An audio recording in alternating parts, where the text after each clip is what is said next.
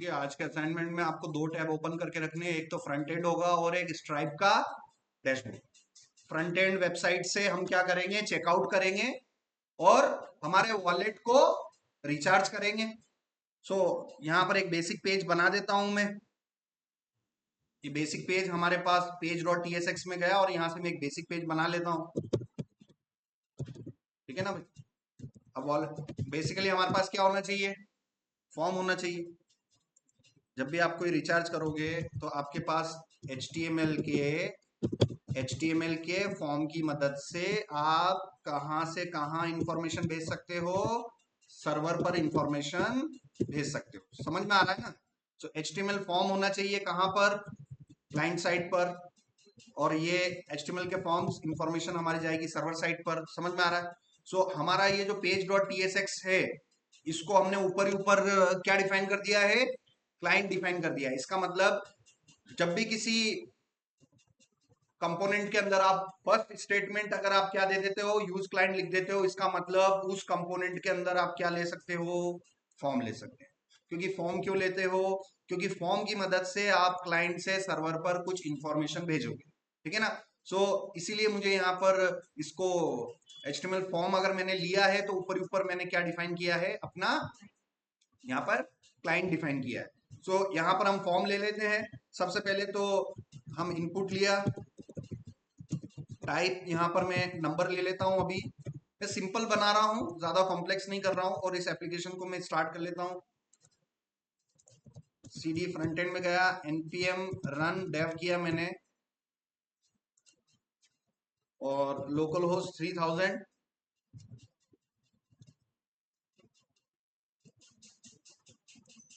ठीक है। सो आपके पास यहाँ पर पर्टिकुलर क्या आ चुका है, एक फॉर्म आ चुका है। ठीक है ना। तो फॉर्म प्रॉपरली मुझे दिखाई नहीं दे रहा है, इसलिए मैं यहाँ पर क्या कर सकता हूँ, लेआउट डॉट जेएस में जाके मैं अपना बूटस्ट्रैप इंप्लीमेंट कर लेते हैं। आप चाहे तो मटेरियल यूआई यूज करो या बूटस्ट्रैप यूज करो, आपको थोड़ा सा इंप्लीमेंट करना है। सो मैं यहाँ पर गेट बूटस्ट्रैप डॉट कॉम पर गया और एक मैं इसकी सीएसएस को इंक्लूड करवा देता हूँ। ठीक है ना। कहाँ पर, बॉडी के क्लोजिंग से पहले क्रॉस ओरिजिन में ओ कैपिटल लिखोगे, क्योंकि HTML से जब भी कोई कोड आता है, अगर वो रिएक्ट में आता है तो उसमें कुछ कन्वेंशन चेंज हो जाते हैं। जैसे क्लास इधर आके क्या हो जाता है, क्लास नेम हो जाता है। तो ये चीजें आपको पता है अगर आपने प्रैक्टिस कर रखी है तो। ठीक है ना। सो ये मैंने यहाँ पर इसका ये लिया बेसिकली, और मैंने रिफ्रेश किया, और पर्टिकुलर में यहाँ से इसको क्लास दे देता हूँ। क्लास क्लास दूं क्या क्लास नेम दूं, क्लास नेम। क्यों, क्योंकि हम रिएक्ट में काम कर रहे हैं, आप नेक्स्ट पे काम कर रहे हैं, इसका मतलब रिएक्ट में काम कर रहे हैं। सो यहाँ पर हमारे पास क्लास होती है फॉर्म कंट्रोल, यहाँ पर मैंने दिया, सेव किया, ब्राउजर में गए, आउटपुट ये देखो इतना बड़ा मेरे पास फॉर्म कंट्रोल आ गया है। तो मैं यहाँ पर इस फॉर्म यहाँ पर मैं ले लेता हूँ div डॉट कंटेनर, और टैब की प्रेस किया, कंटेनर के अंदर मैं इसको ले लेता हूँ। समझ में आ रहा है।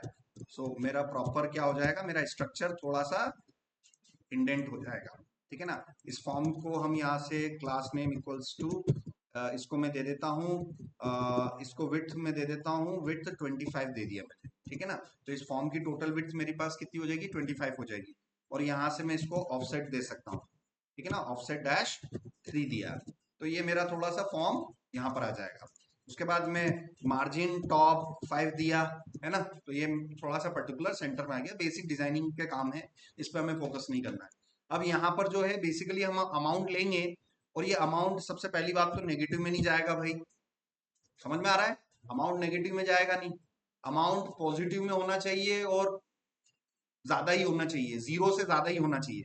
सो यहाँ पर आप इस इनपुट के अंदर आप HTML के अंदर कुछ प्रॉपर्टीज होती है मिन और मैक्स नाम की।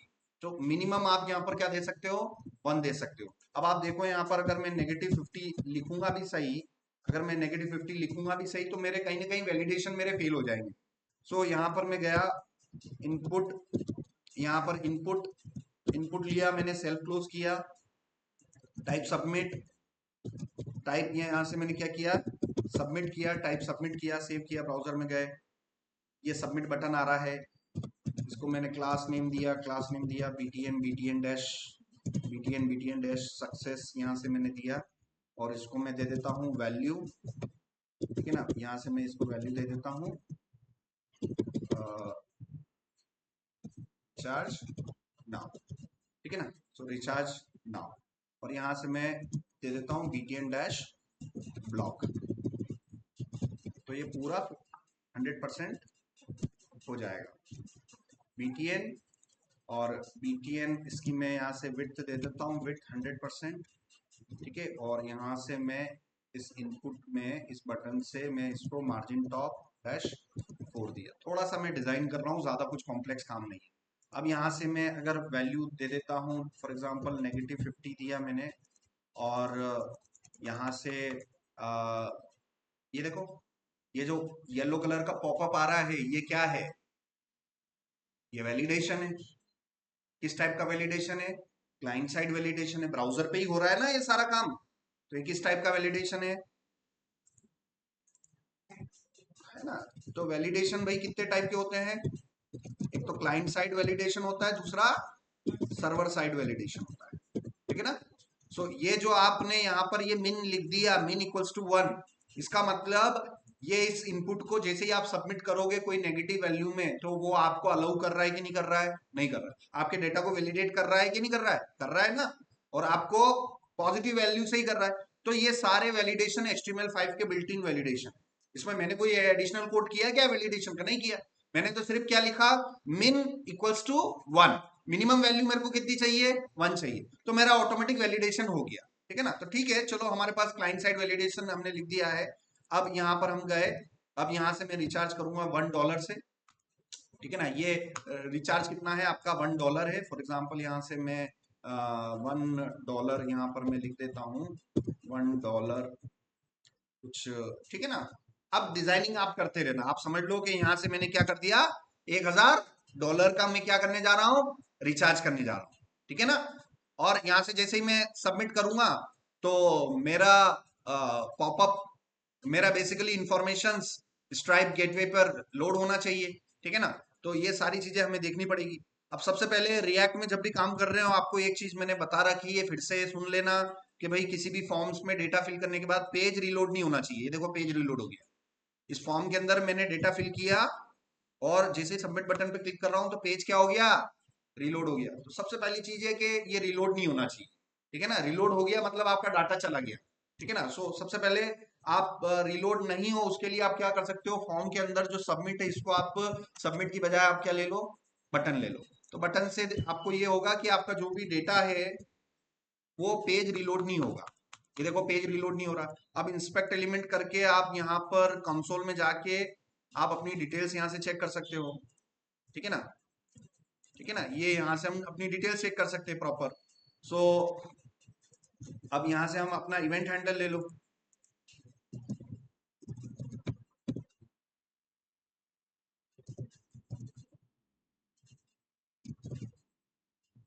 ठीक है। सो ये रिचार्ज नाम के फंक्शन को मैं कॉल कर रहा हूँ, ये फंक्शन यहाँ पर डिफाइन होना चाहिए। 2.2 इज फंक्शन डेफिनेशन एरिया। भाई रिएक्ट के कंपोनेंट्स की लोकेशंस मैंने बता रखी है आपको। फर्स्ट इंपोर्ट एरिया होता है, सेकंड हमारा फंक्शन डेफिनेशन एरिया होता है, तीसरा हमारा एक्सपोर्ट एरिया होता है। जो हमारा फंक्शन डेफिनेशन एरिया होता है उस फंक्शन के अंदर भी 3 एरिया होते हैं। पहला एरिया हुक्स एरिया कहते हैं, दूसरे एरिया को हम फंक्शन, अगेन फंक्शन डेफिनेशन, मतलब फंक्शन डेफिनेशन के अंदर भी आप फंक्शन को डिफाइन कर सकते हैं, ठीक है ना। भाई ये बाहर वाला क्या चल रहा है, खुद एक फंक्शन चल रहा है। सो आप ये सारी चीजें जावास्क्रिप्ट पे आप टेस्ट कर सकते हो, जावास्क्रिप्ट प्लेग्राउंड। तो कॉन्सेप्ट क्या है भाई, फंक्शन डेफिनेशन के अंदर भी फंक्शन डेफिनेशन हम लिख सकते हैं, ठीक है ना। मान लो ये मैंने एक फंक्शन बना किया, डिफाइन किया अनिल, ठीक है ना। और इस फंक्शन को मैं यहाँ से कर लेता हूँ, कॉल किया मैंने, यहाँ से मैं कंसोल लॉग किया, मैंने कंसोल डॉट लॉग किया और यहाँ पर मैंने लिख दिया हेलो फ्रॉम अनिल। ये मैसेज आ गया, समझ में आया। अब मैं ऑलरेडी अनिल फंक्शन के अंदर भी क्या दूसरा फंक्शन में सुनील डिफाइन कर सकता हूं कि नहीं कर सकता हूं? कर सकते हैं, ठीक है ना। तो ये सब ये जावास्क्रिप्ट के फंडामेंटल्स है कि किसी भी एक फंक्शन की बॉडी के अंदर क्या दूसरा फंक्शन डिफाइन कर सकते हैं कि नहीं कर सकते हैं, ये आपके फंडामेंटल्स पर डिपेंड करता है। ठीक है ना। ये देखो सुनील फंक्शन मैंने डिफाइन किया और उसको तुरंत कॉल किया, मगर ये डिफाइन करना और कॉल करना मैं कहां पर कर रहा हूं, किसी दूसरे फंक्शन की डेफिनेशन के अंदर। समझ में आ रहा है। तो दोनों का आउटपुट मेरा आ रहा है कि नहीं आ रहा है। ठीक है ना। इस बात से क्या प्रूफ हुआ कि सर किसी भी फंक्शन बॉडी के अंदर हम दूसरा फंक्शन डिफाइन कर सकते हैं। क्या उस फंक्शन के अंदर कोई तीसरा फंक्शन मतलब नेस्टेड फंक्शन डेफिनेशन हम डिफाइन कर सकते हैं कि नहीं कर सकते हैं। ये भी आपको कहां से पता चल जाएगा, प्लेग्राउंड से। तो रोज आओ, छोटे छोटे टेस्ट कॉन्सेप्ट से रिलेटेड आप करो। यहां से मैंने एक और फंक्शन किया, यहां पर विजय नाम का एक फंक्शन मैंने डिफाइन किया, और मैं इसी को मैं यहां से क्या कर दूं, विजय नाम के फंक्शन को कॉल कर लूं। भाई डिफाइन करना है, कॉल करना है। और अंदर जाके कंसोल लॉग किया मैंने, क्या ये विजय नाम के फंक्शन को मैंने कॉल किया। तो देखो आउटपुट आ रहा है कि नहीं आ रहा है। कोई जावास्क्रिप्ट में कोई दिक्कत है, कोई दिक्कत नहीं है। क्या ये जो भी कोड लिखा है ये वैलिड जावास्क्रिप्ट कोड है कि नहीं है। सेम इसी प्रिंसिपल को फॉलो करते हुए रिएक्ट वालों ने भी कुछ ऐसे ही कर रखा है। जो सेकंड एरिया है खुद एक फंक्शन डेफिनेशन, क्या उसके अंदर मैं दूसरा फंक्शन डिफाइन नहीं कर सकता हूं क्या। यहाँ पर मैं फंक्शन डिफाइन नहीं कर सकता हूँ क्या, बिल्कुल कर सकता हूँ। तो क्या मैं फंक्शन डिफाइन कर सकता हूँ, रिचार्ज नाउ नाम का फंक्शन डिफाइन कर सकता हूँ। ये देखो यहाँ पर ये रिचार्ज नाम से मैं एक फंक्शन डिफाइन कर सकता हूँ कि नहीं कर सकता हूँ, बिल्कुल कर सकता हूँ। ठीक है ना, ये मैंने डिफाइन कर दिया। ठीक है। अब चूंकि आप रिएक्ट डेवलपमेंट कर रहे हो तो ये फंक्शन कीवर्ड के थ्रू जो डिफाइन करने वाला जो स्टाइल है, it is an old style. So आपको ES6 डेफिनेशन फॉलो करनी। कौन सी, ES6 definitions. ECMA script 6 JavaScript के 2015 में फंक्शन को डिफाइन करने का नया तरीका दिया गया, जिसे आप बोलते हो फैट एरो। समझ में आ रहा है। तो ये फंक्शन को डिफाइन करो तो सही, मगर पुराने स्टाइल में कि नए स्टाइल में, नए स्टाइल में। तो इसी को फंक्शन की बजाय में लेट रिचार्ज इक्वल टू, इसी फंक्शन को मैंने किस में डिफाइन कर दिया, फैट एरो में डिफाइन कर दिया। यहां से मैं कंसोल लॉग कर लूं, इसी रिचार्ज को यहां पर मैंने किया, यहां से मैंने कंसोल लॉग किया, कंसोल डॉट लॉग, तो यहां से मैं कर दूं हेलो फ्रॉम रिचार्ज। सेव किया, ब्राउजर में गए, आउटपुट देखा हमने यहाँ पर पर्टिकुलर, फ्रेश किया, कंसोल लॉग पे जाओ, कंसोल लॉग पे जाओ, कंसोल किया, कंसोल किया, क्लियर किया, यहाँ से मैंने वैल्यू दी 1000, वैल्यू दी मैंने, रिचार्ज किया। ठीक है। सो यहाँ पर मेरे मैसेजेस ये आ रहे। ठीक है ना, आप पूरे मैसेजेस देखोगे तो ये hello from recharge, hello from recharge, ये देखो आ रहे हैं कि नहीं आ रहे। क्लियर करो, hello from recharge, hello from recharge, मतलब इस रिचार्ज बटन पे मेरे कंसोल लॉग आ रहे हैं कि नहीं आ रहे हैं, प्रॉपर आ रहे हैं। ठीक है, अब आप आगे बढ़ सकते हो। ठीक है ना। सो अब आप आगे बढ़ सकते हो। सो यहाँ पर हमें अपना इम्प्लीमेंट करना है स्ट्राइप गेटवे, जो कि मैंने प्रीवियस क्लास के अंदर आपको बता दिया था। सो आप देखें स्ट्राइप और स्ट्राइप डॉट जेएस। ठीक है, ये हमने इम्प्लीमेंट कर दिया था। ठीक है। सो यहाँ पर मैं इसको थोड़ा सा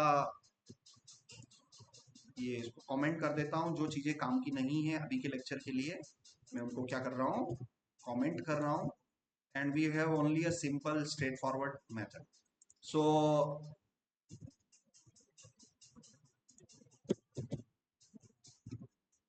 ठीक है, ये हमारे पास आ रहा है। और अगेन मैं अपनी चैट हिस्ट्री पर जाके मैं जो पर्टिकुलर हमने इम्प्लीमेंटेशन किया था उसको हम इम्प्लीमेंट करवाते हैं। ठीक है।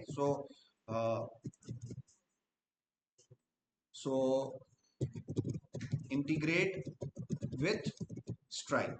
ठीक है ना। सो स्ट्राइप के साथ मुझे इंटीग्रेट करना है पर्टिकुलर। सो सबसे पहला काम है कि आप स्ट्राइप को इंस्टॉल कर लो। तो ये दो मॉड्यूल मुझे दे रहा है यहाँ पर। ठीक है ना, कि स्ट्राइप और स्ट्राइप डॉट जेएस आपके पैकेज में इंस्टॉल होने चाहिए। आप देखिए कल के लेक्चर में मैंने ऑलरेडी पैकेज डॉट जेसन को अगर मैं ओपन करके बताऊं तो मैंने स्ट्राइप और स्ट्राइप डैश जेएस ये दोनों लाइब्रेरी कल मैंने इंस्टॉल कर दी थी। अब मैं आगे बढ़ सकता हूं। दूसरा है कि भाई आपके डॉट env डॉट लोकल नाम की फाइल के अंदर ये तीनों इंफॉर्मेशन आपको रखनी है। ठीक है ना। तो ये डॉट env के अंदर तीन कांस्टेंट, ये देखो सारे लिखे हुए हैं ना। डॉट env के अंदर जब भी लिखते हैं उसे हम कांस्टेंट बोलते हैं। क्या बोलते हैं, कांस्टेंट। और कांस्टेंट हमेशा किस में लिखे जाते हैं, कैपिटल लेटर्स में। ये देखो नेक्स्ट पब्लिक स्ट्राइक पब्लिशेबल की कैपिटल में लिखा हुआ है, ये भी कैपिटल में, ये भी कैपिटल में। ये सारे कांस्टेंट मैंने डॉट इनवी में डिफाइन किए। और उसके बाद आप क्या कर सकते हैं, आप अपने पर्टिकुलर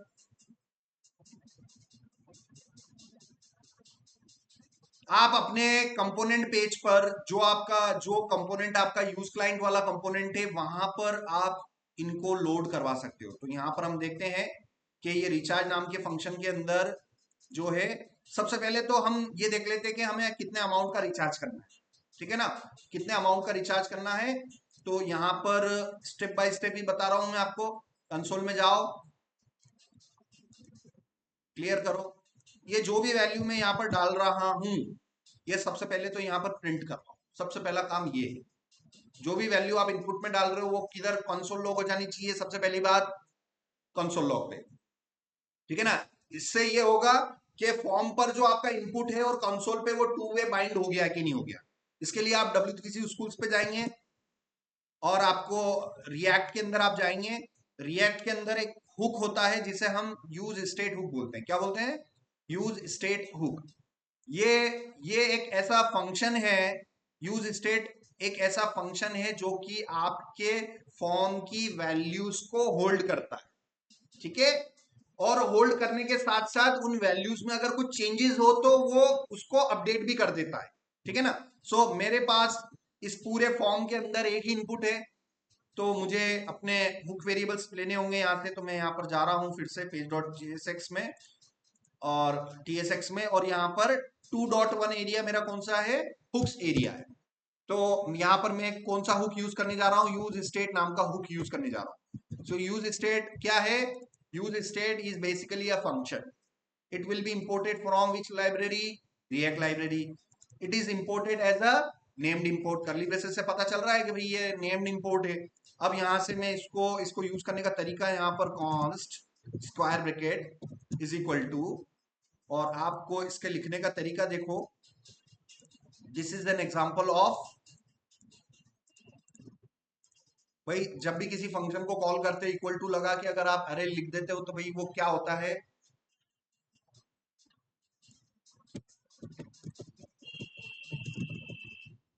बताया था अभी, बताया था परसों की क्लास में, अरे डिस्ट्रक्चरिंग, object डिस्ट्रक्चरिंग। So whenever you are calling some function, if that function is returning an array with multiple values and you don't want all values, what you can do? You can array destructure. आपने किसी function को call किया, वो आपको बहुत सारी अरे की वैल्यू दे रहा है मगर आपको बहुत सारी नहीं, एक दो ही चाहिए, तो क्या करोगे भाई? अरे डिस्ट्रक्चर करोगे। यहां पर मैंने अमाउंट दे दिया, तो ये तो मेरा वेरिएबल नेम हो गया।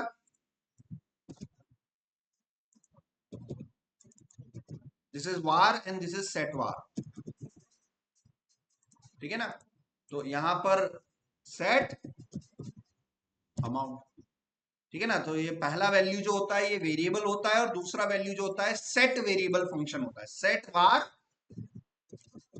वार फंक्शन। ठीक है ना। तो ये वेरिएबल है, ये फंक्शन है। समझ में आ रहा है? ये अमाउंट नाम का क्या है?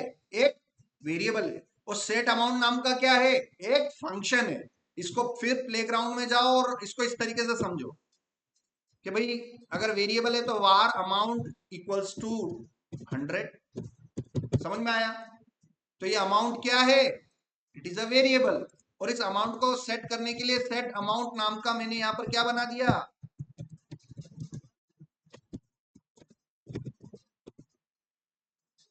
ठीक है।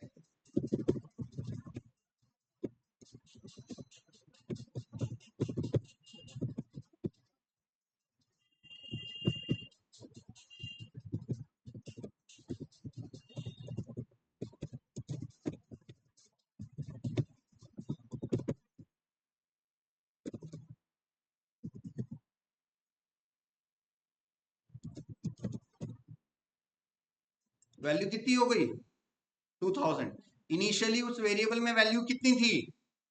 1000 थी। जैसे ही मैंने इस फंक्शन को कॉल किया तो उसकी वैल्यू चेंज हो गई। तो आपको इससे रिलेट करना है जब आप रिएक्ट के अंदर ये इस तरीके से आप ये यूज स्टेट आप ले रहे हो तो सबसे पहली चीज तो basic fundamental, sir this is an example of अरे destructuring, sir the first element is acting as a variable, sir the second element is acting as a function. यहाँ पर ये प्लेग्राउंड में देखो ये फंक्शन है भाई, और ये ऊपर वाला ये एक वेरिएबल है, दोनों का नेचर अलग अलग है, ठीक है ना। सो ये हुआ। अब जैसा कि यहाँ पर इनिशियल वैल्यू मैंने कितनी सेट करवाई थी 1000, उसी तरीके से यहाँ पर अगर आपको इनिशियल वैल्यू सेट करवानी है तो वो यहाँ पर आप लिखोगे 1000। सो ये 1000 वैल्यू मेरी यहाँ पर आ गई है। अब जाके मैं यहाँ पर कंसोल लॉग कर सकता हूँ, कंसोल डॉट लॉग, और किसको लॉक करवा दूं, अमाउंट को लॉक करवा दूं। फिर आओ आप यहाँ पर एक एक चीजें टेस्ट करनी पड़ती है। यहाँ पर मैंने ले लिया फॉर एग्जांपल 2000 ले लिया या 20000 ले लिया, फिर भी मेरी वैल्यू कितनी आ रही है कंसोल पे, ये आ रही है, क्योंकि मेरी हार्ड कोडेड चल रही है, मेरी हार्ड कोडेड वैल्यू चल रही है भाई। अब मुझे क्या करना है, इसके इस पर मुझे वैल्यू को अपडेट करवाना है कि जैसे ही सर आप इनपुट में कोई भी चेंजेस करोगे, जैसे ही मैं अपने कीबोर्ड पर नंबर्स प्रेस करूंगा, जैसे जैसे मैं कीज प्रेस करते चलूंगा, मेरे उस हुक वेरिएबल की वैल्यू अपडेट होती जाए। इसके लिए आपको यहाँ पर इनपुट के अंदर ऑन चेंज नाम का इवेंट हैंडलर यूज करना पड़ेगा। ये इवेंट हैंडलर कहां से आ रहे हैं सर, ये जावास्क्रिप्ट से आ रहे हैं। टोटल रिएक्ट मतलब जावास्क्रिप्ट, इस जावास्क्रिप्ट में इवेंट्स आप देखना, यहाँ पर इवेंट्स करके आप सर्च करना, ठीक है ना। सारे इवेंट्स जावास्क्रिप्ट में जितने भी इवेंट्स होते हैं वो चालू होते हैं ऑन से, on click, on change, on mouse over, on mouse out, on load, on की डाउन, ऑन की अप, ऑन से स्टार्ट होने वाला हर एक चीज वो जावास्क्रिप्ट का क्या है, इट्स एन इवेंट। समझ में आ रहा है। अब हम जावास्क्रिप्ट से हम किधर आ गए, रिएक्ट में आ गए। अगर मुझे कोई इवेंट हैंडलर बनाना है तो ऑन चेंज, अगर मैं नॉर्मल एचटीएमएल में होता, नॉर्मल एचटीएमएल बैकग्राउंड में होता तो ऑन चेंज में कैसे लिखता, टोटल स्मॉल में।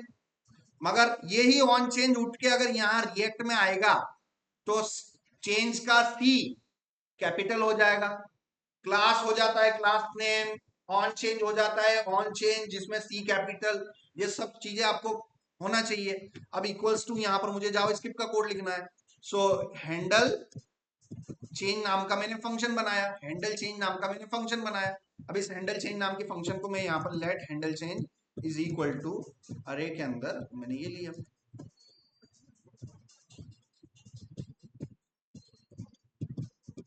ठीक है।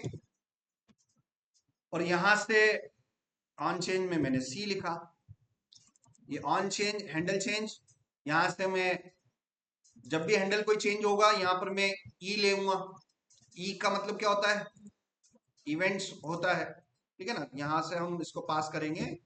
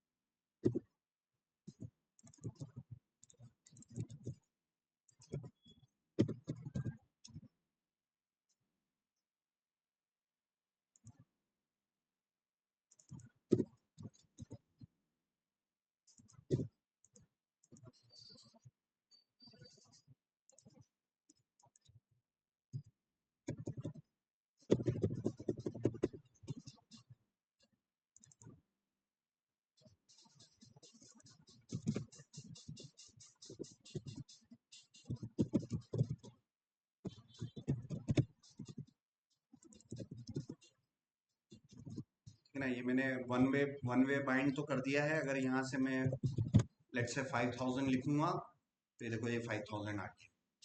तो उस हुक वेरिएबल की इनिशियल वैल्यू को मैंने इस वेरिएबल में स्टोर किया और इस वेरिएबल को मैंने यहाँ पर मैंने ये करवा लिया। अब ऑन चेंज हम देखते हैं कि ऑन चेंज में हम कैसे कर सकते हैं। ऑन चेंज में हम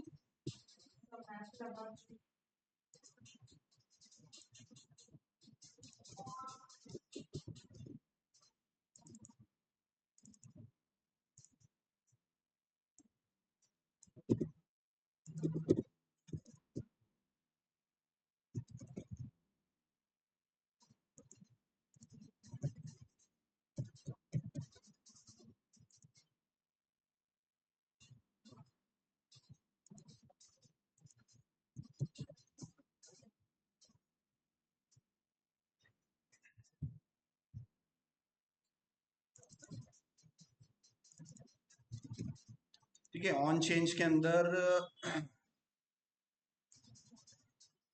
ऑन चेंज के अंदर ऑन चेंज के अंदर इन्होंने कॉलबैक फंक्शन लिया और इस कॉलबैक फंक्शन के अंदर मैंने डिफाइन किया E dot target dot value को मैंने हटाया।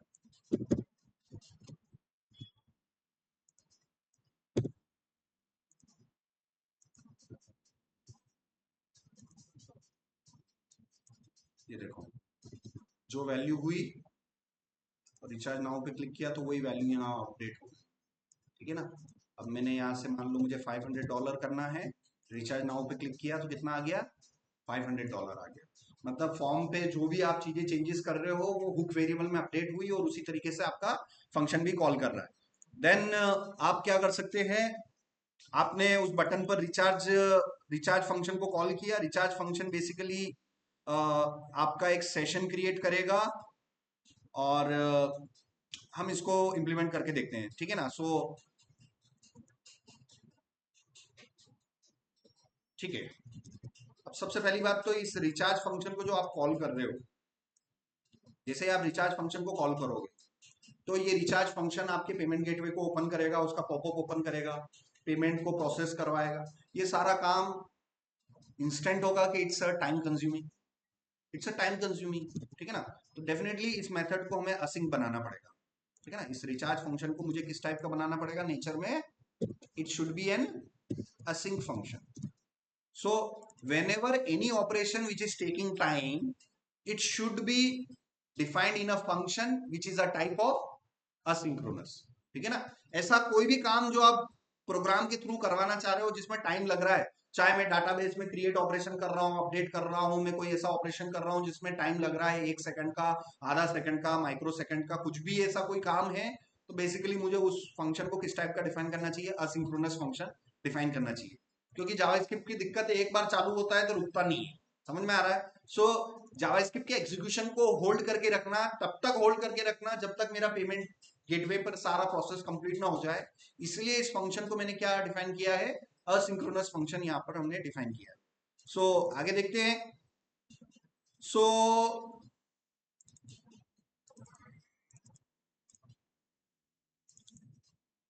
सो यहाँ पर लोड स्ट्राइप नाम की मेथड है। ठीक है, इनको यूज करते हैं हम पर्टिकुलर, ऊपर ऊपर मैंने डिफाइन किया।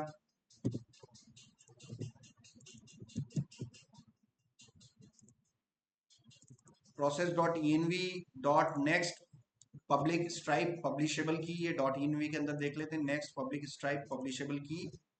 और यहाँ पर also add the dot env।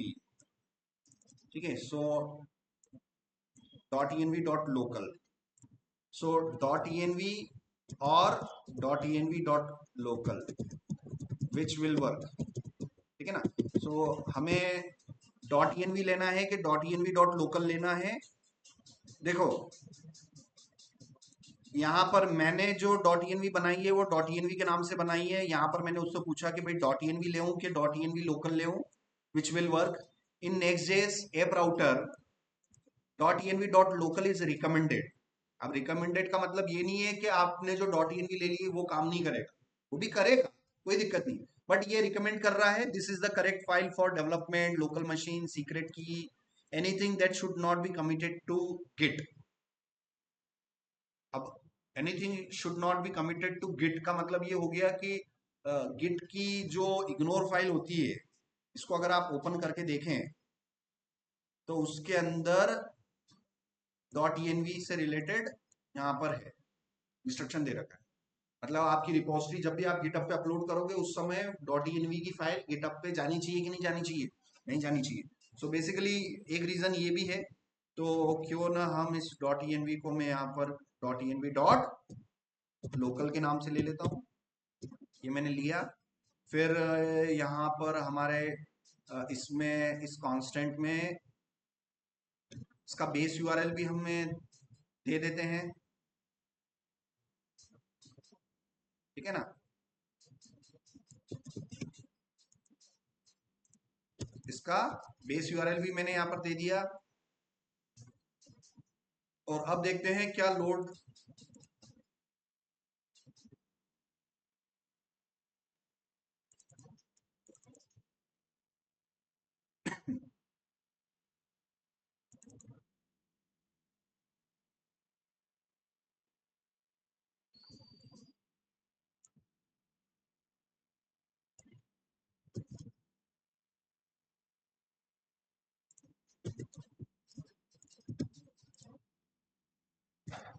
अपनी एपीआई हम बना लेते हैं एपीआई फोल्डर में। सो ऐप के अंदर गया, हमें ऐप के अंदर मैंने पर्टिकुलर फोल्डर बनाया, एपीआई फोल्डर बनाया। एपीआई के अंदर चेकआउट सेशन नाम की हमें क्या बनानी पड़ेगी, एक पर्टिकुलर फोल्डर बनाना पड़ेगा। और उसके अंदर हमें एक फाइल बनानी पड़ेगी, किस नाम से भूल गए, नेक्स्ट डॉट जेएस पर चीजें सिखा रखी है मैंने कि आपको अगर अगर आपको क्या बनाना पड़े, अगर एपीआई बनानी है तो नेक्स्ट जेएस में क्या तरीका है, राउट हैंडलर। राउट हैंडलर में आपको ऐप फोल्डर के अंदर क्या बनाना पड़ता है, एपीआई नाम का फोल्डर। और उस एपीआई नाम के फोल्डर के अंदर क्या होनी चाहिए, राउट डॉट जेएस।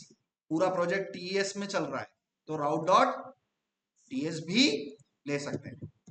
पूरा प्रोजेक्ट टाइपस्क्रिप्ट में चल रहा है तो टाइपस्क्रिप्ट में चलने दो। अब ये एंड पॉइंट हो गया मेरा पर्टिकुलर, क्रिएट चेकआउट सेशन और उसके अंदर राउट डॉट टीएस ले ली मैंने, ठीक है ना। उसी हिसाब से हम आगे बढ़े और ये राउट डॉट जेएस वाला ये कोड रहा, ठीक है ना। और ये पर्टिकुलर जो सैंपल कोड है ये यहाँ पर मैंने लिया पर्टिकुलर और मैंने पेस्ट किया, ठीक है ना। अब जब भी आप टाइपस्क्रिप्ट लेते हो तो कोई भी फॉर्मल आर्ग्यूमेंट होता है, अगर उसका आपको टाइप पता नहीं है तो आप कोलन एनी कर सकते हैं, कोलन एनी। टाइपस्क्रिप्ट में मालूम है ना, जावास्क्रिप्ट में तो वेरिएबल आप डिफाइन कर सकते हो, टाइपस्क्रिप्ट में वेरिएबल डिफाइन करने के साथ साथ उसका हमें साथ साथ में क्या डिफाइन करना पड़ता है, टाइप भी डिफाइन करना पड़ता है। तो फॉर्मल आर्गुमेंट यहाँ रिक्वेस्ट ले लिया मगर इसका टाइप मैंने डिफाइन किया नहीं था, इसलिए उसने दिक्कत दे दी थी। तो जैसे ही कोलन एनी करोगे तो एरर चली जाएगी, because any is a generic data type in TypeScript. So ये हुआ।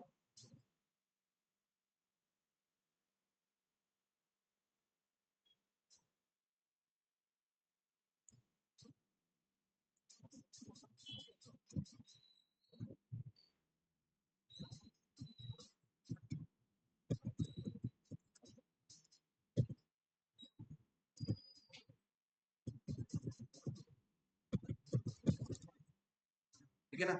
उस एरर को मैंने कुछ इस तरीके से सॉल्व कर लिया, जो एरर आ रही थी ना ऊपर, उसको मैंने कैसे सॉल्व किया, string interpolation. This is an example of string interpolation. क्यों, क्योंकि यहाँ पर मैंने देख लिया यार ये स्ट्रिंग इंटरपोलेशन है, इसमें एरर नहीं आ रही है तो ऊपर वाले में एरर आ रही थी, इसका मतलब उसको स्ट्रिंग में नहीं ले रखा था, सारा रिसर्च करना पड़ता है। सेम टू सेम यहाँ पर भी आपके पास यही दिक्कत आ रही है पेज डॉट टीएसएक्स में, ये ऊपर ऊपर। तो इसको भी मैं शायद किस में ले सकता हूँ, I can take it inside string interpolation. Cut किया, डॉलर कर्ली ब्रेसेस, ये पेस्ट किया, ये देखो एरर आना बंद हो गई, ठीक है ना। भाई ये जावास्क्रिप्ट प्लेग्राउंड, हर छोटे छोटे एक लाइव कॉन्सेप्ट से आप बहुत कुछ कर सकते हो। सो आपके पास एक वेरिएबल है लेट आपके पास कोई एक वेरिएबल है, मैं कांस्टेंट से एक वेरिएबल ले लेता हूँ, ठीक है ना। Let this is equal to null, है ना। स्ट्रिंग इंटरपोलेशन में के थ्रू हम उसको करेंगे,